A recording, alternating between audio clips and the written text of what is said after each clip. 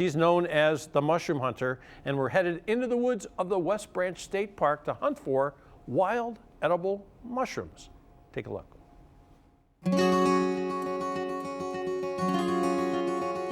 So I got interested in mushroom hunting a long time ago. I saw a cooking show, and it was this husband and wife chef team that went out into the woods and gathered all these mushrooms and came back and just made this wonderful meal. And then all of a sudden in my yard, I saw these mushrooms that would come up all year long.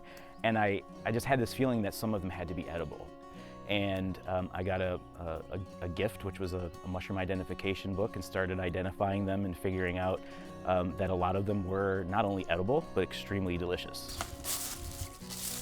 Generally, selecting the area to hunt depends on the time of year. So most mushrooms tend to grow around certain trees. So, basically what I'm looking for is what kind of mushrooms might be growing at that time of year and trying to find the trees that they'll be symbiotic with. As far as the tools, I generally just bring a mesh bag.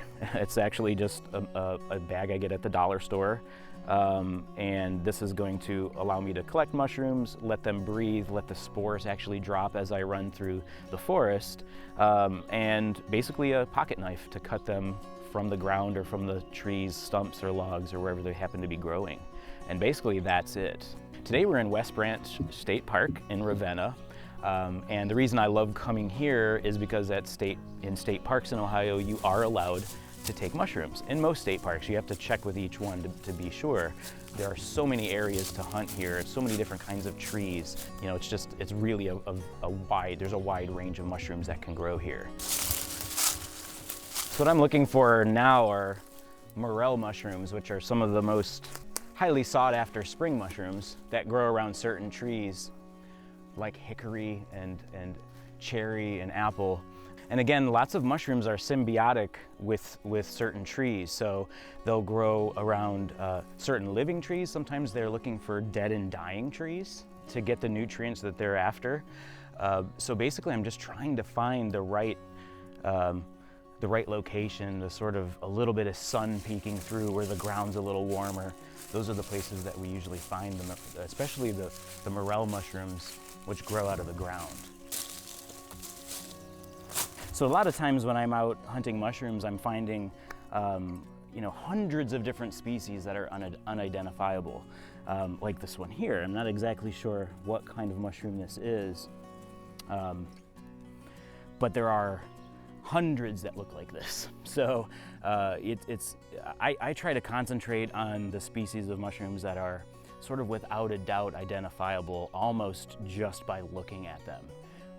And there are many species that are like that are impossible to basically confuse with anything toxic. Generally, mushrooms will fruit or flush several times during the season. And a lot of times if you find some mushrooms, usually if the conditions are right, you can come back in a week or so and then you should find more.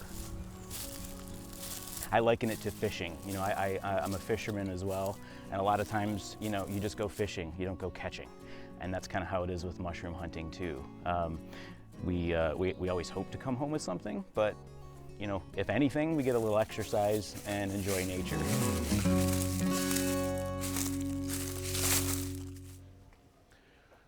Okay, this is it. Time to welcome to the studio, Don King, the Mushroom Hunter. How are you, sir? I'm great. Give me a little shake there. Nice to meet you. They said Don King was coming on the show. I was picturing a guy with different hair. Oh, I think most people do. You have to deal with that a lot, don't you? Every single day of my life. Every single day. Well, I got to tell you something. This guy's cooking something here. We cook a lot of stuff on this show. I cook a little bit myself, but this smells unbelievable. Never smelled anything like it in my life. It's fantastic. It's not the onions. It's not. Is there any garlic in there? No, it's just shallots. Just shallots. Just shallots and this mushroom. What kind of mushroom is that? This is called a crown-tipped coral mushroom. And it's a very unique mushroom that grows out of a log, and it looks like coral, something you'd find under. So there's a picture of it right there. Oh my goodness! Those are the ones that we're eating today. How did you discover this? This was in one of my identification guides that I had, with me when I go out hunting, and I found this and figured out that it was edible. And the first time I tasted it, I was hooked. It's so unique. I mean, you'll never see anything like this in a grocery store. It's got like market. a weird pasta texture to it, It doesn't does. it? It does. I'm gonna go check the toast for a minute. Oh, thank you. Yeah, it's Yeah, our toast is looking good. Awesome. I'll Thank bring you. it. Ooh, wah, wah, wah, wah, wah. Hot toast. There you go. So the great thing about these is even if you can cook them for a while and they're still gonna have kind of a crunchy al dente sort of flavor. Yeah. That is unbelievable. I'm gonna get this ready. So How'd you get into this? I got into it, you know, I was watching a TV show where a couple of chefs went out into the woods and brought back a huge basket of mushrooms and started cooking them, and that really kind of got me hooked, and I wanted to do that. When I was a kid, we used to pick those pinkies and those puff balls. Absolutely. And the neighbors used to make them all the time, but then they used to always say, watch out, there's danger out there in the woods. And how do you learn about the danger? Well, I mean, one is to have a flying all over the place. Delicious. One is to have a guide, you know, an actual field guide. The best thing is actually to learn from somebody like me, somebody that goes out and does it and can kind of show you hands-on. This thing is alive. Yeah, it is. So yeah, I basically have some butter, some shallots, and the coral mushrooms in here, and now I'm going to add some creme fraiche. Creme fraiche, which is different than sour cream. It's a little different. I actually made this yesterday. It's homemade creme fraiche. You are a mad dog. Yeah, it's basically made with cultured buttermilk and heavy cream. So it's like sour cream, but it's a little lighter and a little creamier. What's your profession? I actually teach art at Kent State University. Oh, so that's great. Yeah, something completely opposite from, you know, foraging. But so I'm gonna let that go for a second, and I have some fresh parsley here. What's your specialty in art? Sculpture, digital media. So I do digital art and installations and audio installations and things like that. You know, basically anything that I can do to get my point across.